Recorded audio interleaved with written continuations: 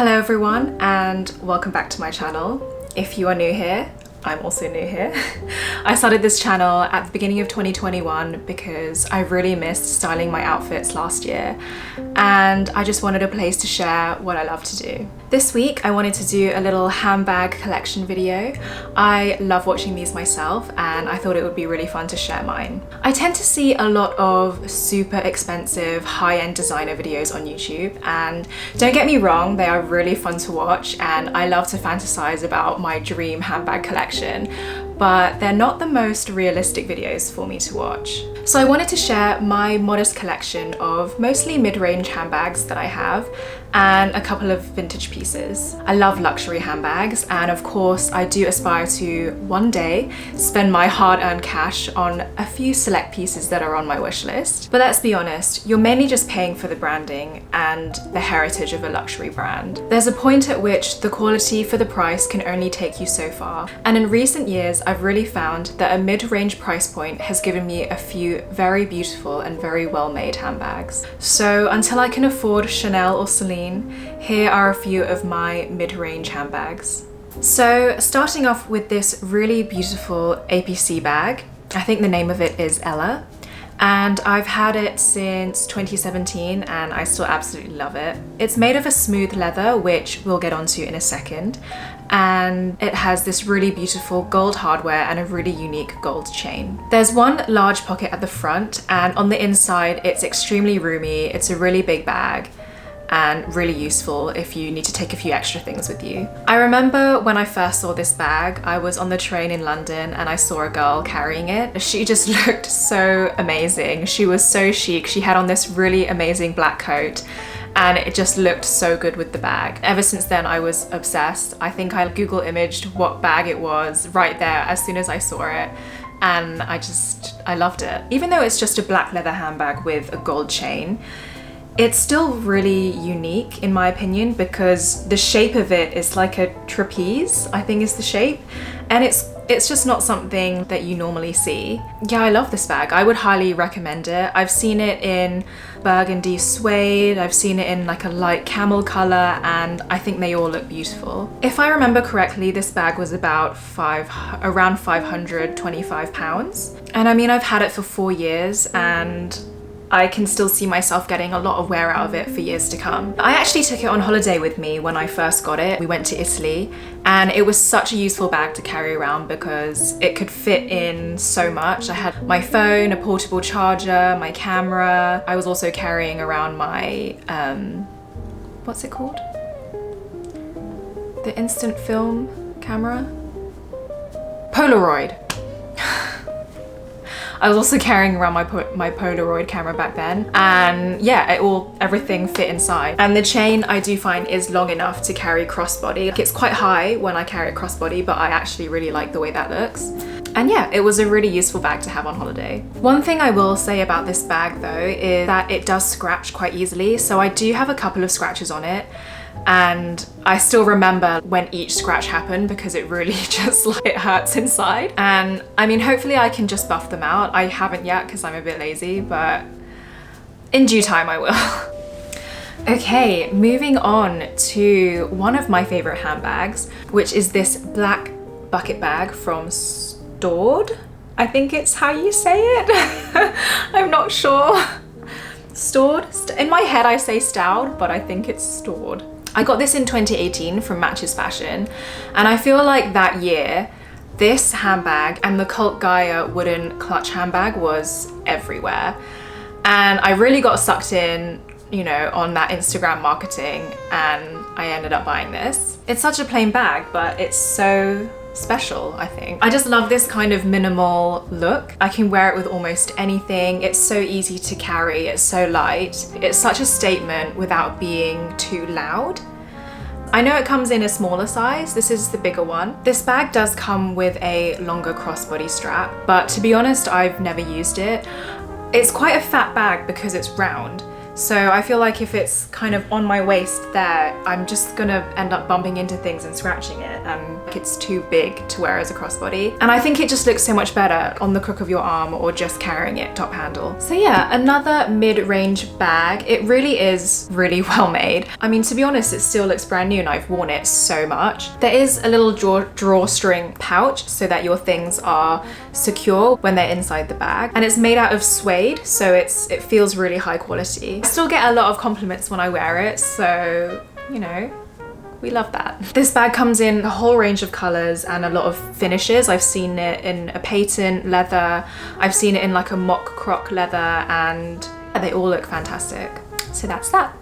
Moving on to a much bigger handbag is this Nanushka Tote that I have. Yeah. And I got this 2019. Yeah, just before I started my current job, and I got it as a work bag. It's made of vegan leather and you can adjust the straps to a couple of heights, which I found really useful. There's no closure at the top, it just has a small little snap closure, so I do find that I have to be a bit careful with my belongings on the inside. I definitely fell in love with this bag as soon as I saw it, and I managed to get it on sale from Net-a-Porter. I must say, now it's not the most practical bag for me to take to and from work because it is really heavy. Even if there's nothing inside of it, it is quite a chunky, heavy bag. And now that I have to carry, you know, my laptop, my charger, everything, it's just too heavy for me to carry to and from work. But that's a lesson for me to learn, just to make sure that my tote bags are lightweight, because I do now have to carry a lot of stuff around with me. I also found that the shape of it was too wide. So when it was on my shoulder and I'm turning, I've knocked things off the table with it before. And it's a beautiful bag, but just not the most practical. So the second Nanushka bag that I have is this mock croc bum bag. I got it because when we were first in lockdown, I realized that I didn't have a small casual throw-on bag. So when all the gyms were closed and we were just going out for walks and stuff, I didn't have anything to put my phone, sunglasses, wallet, keys, like that kind of thing.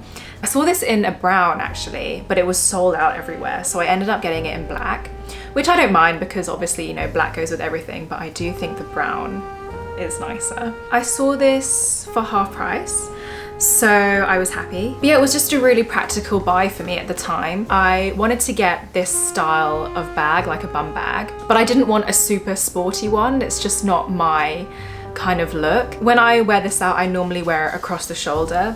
I don't wear it around my waist. I really like the way it looks. It definitely has that sort of athleisure look to it because it has that mock croc pattern on it. It's not super sporty, which is exactly what I wanted. Okay, so next up we have this Wandler Hortensia. And I'm not gonna spend a whole lot of time talking about this bag because I do have a whole bag review on this bag, which I will link up in the cards somewhere up there. But I will say that I absolutely love it. It is a really, really well-made handbag. In my opinion, it looks expensive. The stitching is perfect. The finishing on the sides of the leather is perfect. And it just shows that you can get a really beautifully crafted handbag and you don't have to pay the luxury brand price for it, you know? There are so many brands that produce really, really well-made handbags and you don't have to spend thousands and thousands of pounds or dollars, wherever you're from, on them.